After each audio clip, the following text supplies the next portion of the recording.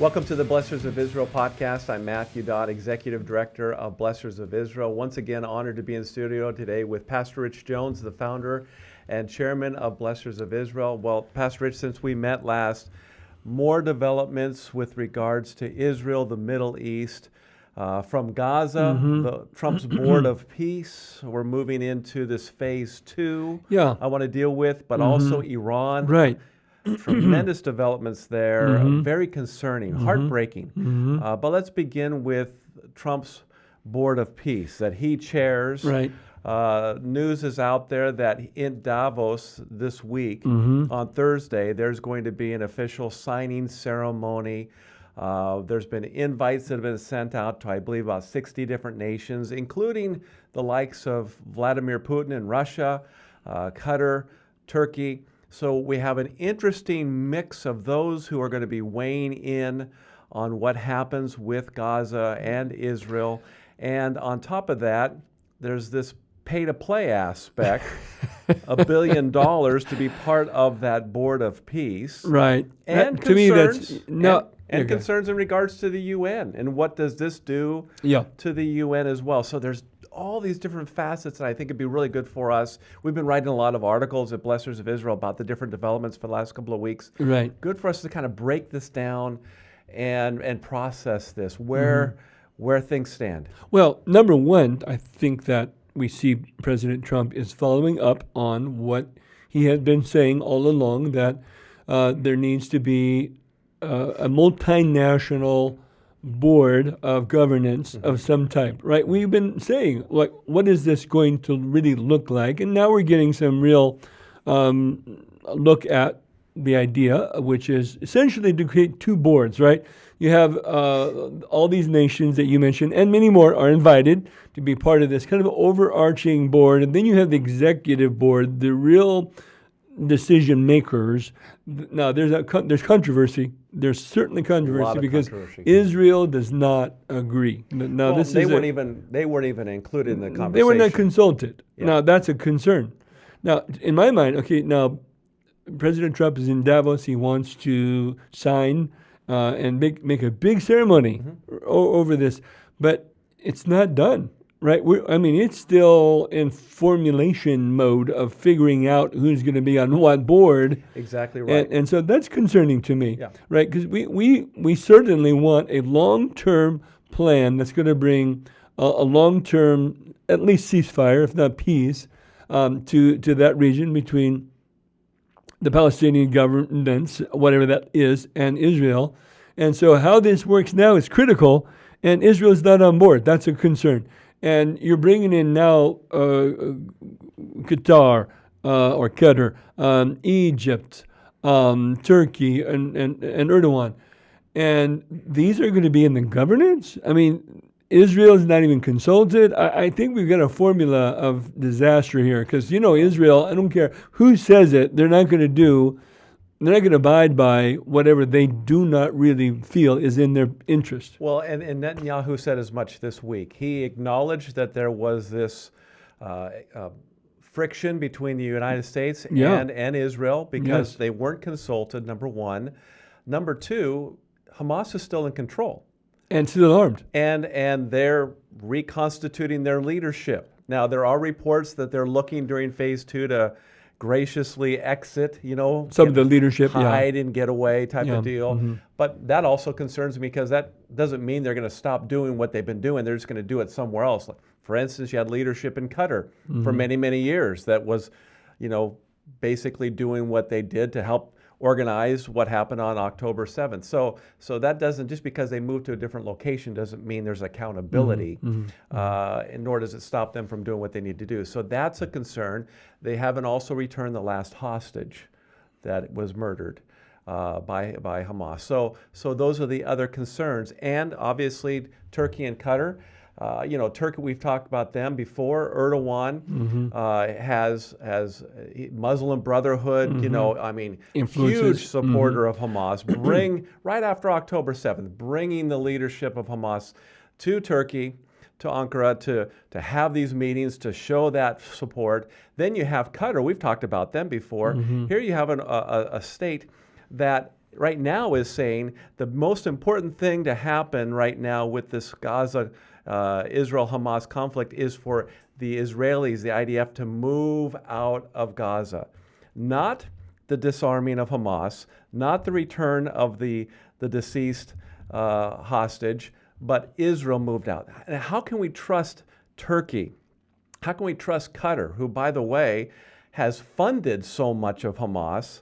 Right. Now we're going to say, we're going to trust you with managing what happens in Gaza? Well, exactly. The question is right. And then we could also mention Egypt. Can you trust Egypt when they have been the ones controlling all of those tunnels that have been accessing Israel from the south? How did it get there? And how did all the weapons get there? Right. And so Egypt has been saying, oh, yeah, we have been guarding those tunnels, and absolutely not. Yep. So you have three key players that Israel does not trust.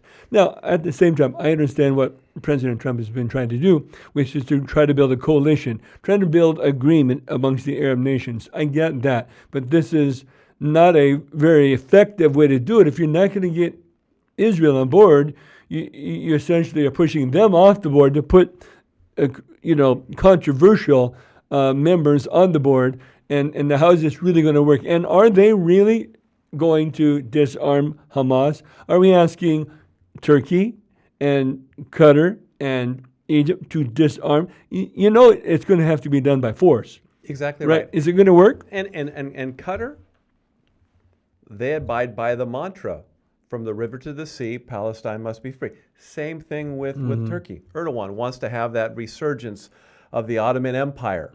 I mean, they all want a different looking Middle East, but that different looking Middle East is a Middle East without the Jews. And when you say, of course, that phrase, from the river to the sea, Israel will be free, it of course, is that age-old mantra meaning genocide.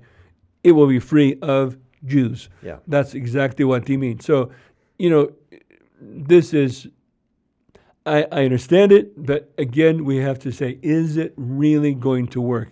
Now, there's going to be a big ceremony, and something's going to be signed. And there are countries that are signing on, like the UAE. They have said we're in. Yeah, that's interesting. Which is good. Yes. But then you also have countries like France. Macron came out and said, not yet. Not yet. And then Trump blasts Truth Social with the various text messages and says, well, what we'll do is we'll just slam tariffs, 200% tariffs on the wine and the champagne, and then he'll turn around.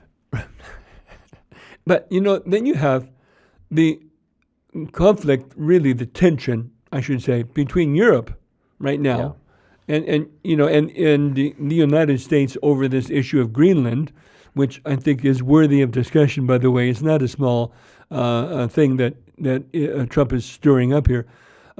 There's this tension between Europe now and the United States at the very same time that we're trying to get them on board of a big plan that is essential to peace in the Middle East with Gaza. So there's a lot of cross-current pulling, tugging, exactly right? And Greenland, frankly, is an issue because it brings up Russia, it brings up China, and the influences, which is why, of course, hemispheric defense. Exactly. I mean, the Monroe Doctrine of the United States is going to control well, essentially. It's the Monroe Doctrine now. It's got a new name, of course it does.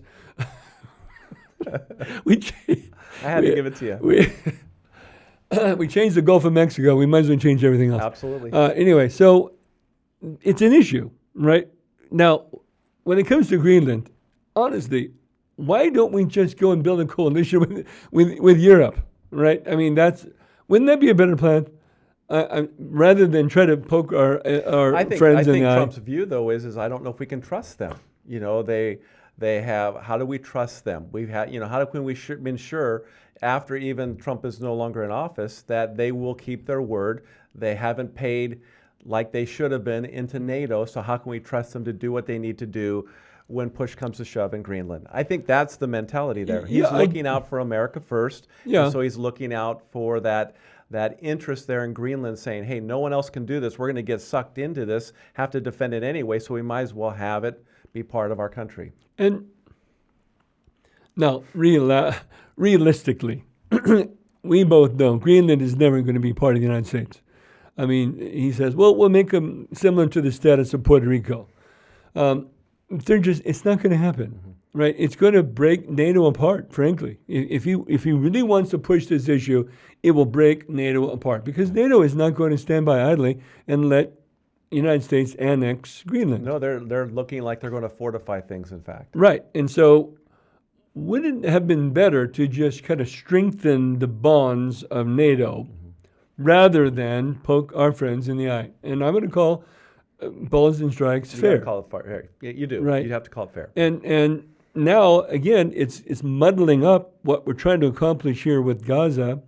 And because you've got to have a coalition. You've got to have, and that's what we, of course, believe is essential to build a peace. Now, all of this tension, all this conflict, that's arising, it does say, again, let's bring it back to a biblical perspective, right?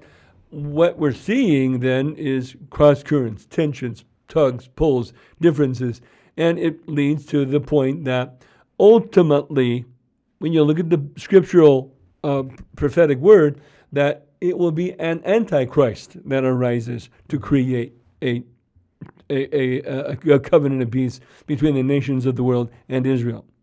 And so all of these tensions, all of these divisions, all of these tugs and pulls are frankly, I think, leading more and more, step by step, getting closer and closer to the unveiling of those. I agree. We're seeing new alliances. I mean, Canada now is working on alliances with China. That's right.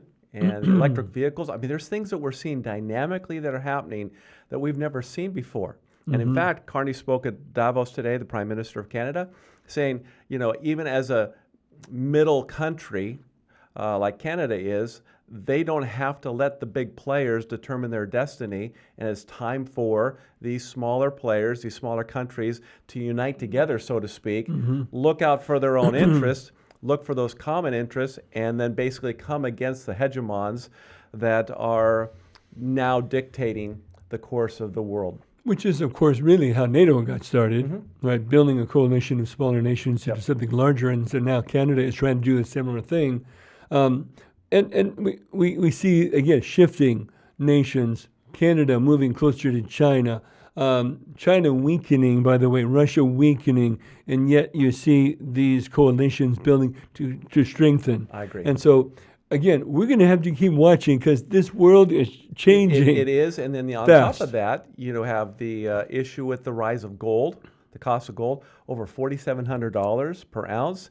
Then silver, which typically would be around $20 to $25 an ounce, now over $90 an ounce, and now you're talking, 1 ounce of silver, basically 2 barrels of oil. I mean, so the world is looking for stability. The banks are saying, okay, what the stability is going to be found is not in the U.S. dollar. It's going to be found elsewhere in gold and precious metals such as silver as well. And when you see gold going up like this, it really weakens the dollar. It sure Ultimately, the dollar buys less. When you compare what the dollar can buy versus an ounce of gold, it buys less and less and less. Exactly. Ultimately, it's the ultimate inflator. Now, you mentioned calling balls and strikes fairly a moment ago, and I think we need to look at the topic of Iran. We had the protests.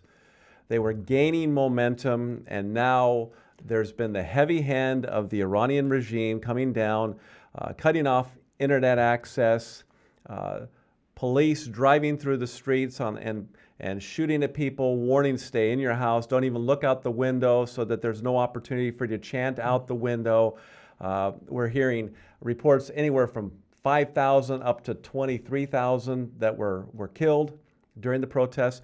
Arrests upwards of about 23,000 to 25,000 that are arrested. There was a promise given to President Trump, we're not going to do any executions. So Trump was saying saved about 800 people there. But from what I'm reading, it appears that executions are happening, just not in the public way. Doctors are reporting what they're seeing in the emergency rooms. Women are being raped. I mean, it's just one tragic thing after the next. Breaks your heart when you see what's going on because you see this desire within the Iranian people, especially within youth. We're tired of this. We've been held hostage for all these years. We want freedom. We want our liberties back. We don't want what this oppressive regime has done to us. And then you had before that the United States and Israel promising, we've got your back, we've got your back, and then silence. And that's what I was going to bring up. We certainly want to see the Iranian regime toppled. It's an evil, it is cruel. We've got to call it for what it is. They have sponsored terror. The largest state sponsor of terror in the world.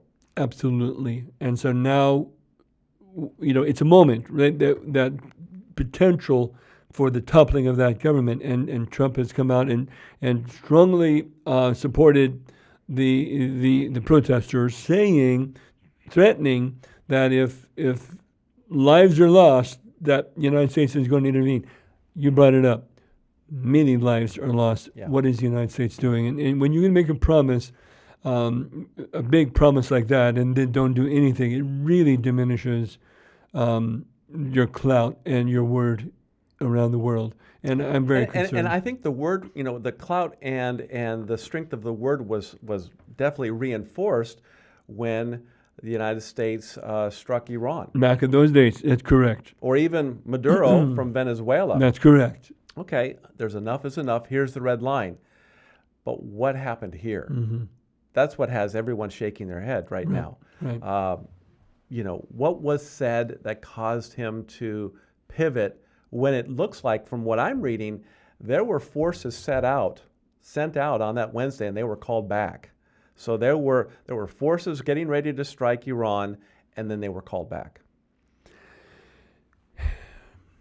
So there's a lot that we don't understand, and it's concerning to see. And so we're going to have to keep watching that one, because that's on the bubble. I mean, that one is right on the point of turning one way or the other way, yes. And the world will turn with it. Now, what's interesting is if it became a peace-loving country again, that would, for a season, because we know what Bible prophecy says in regards to Persia, that in Ezekiel 38 and 39, that will come with Russia, with Turkey, and other nations from North Africa to attack Israel. Mm-hmm. Okay, we know that's going to happen. But, what I find is interesting when you look at Ezekiel 38, it talks about how Israel doesn't have any border, or doesn't have any basically walls up, meaning that they feel like they're living in peace. Mm-hmm. And so I've often thought, if we could see the Abraham Accords, or even see these other countries where there has been an invitation, even to the likes of Iran, to enter into these accords, wouldn't it be amazing to see that dynamic shift and how Israel would let its guard down, mm-hmm. and by letting its guard down, then things change within the different regimes, and ultimately that sets the stage for what you see in Ezekiel 38, 39. I'm just kind of looking at Scripture and the current landscape, what could be happening. But since the regime is still in control, clearly those tensions are there. They're saber-rattling right now. They're threatening the United States. They're threatening Israel. And Israel is responding and saying, hey, you haven't seen anything yet if you come after us again.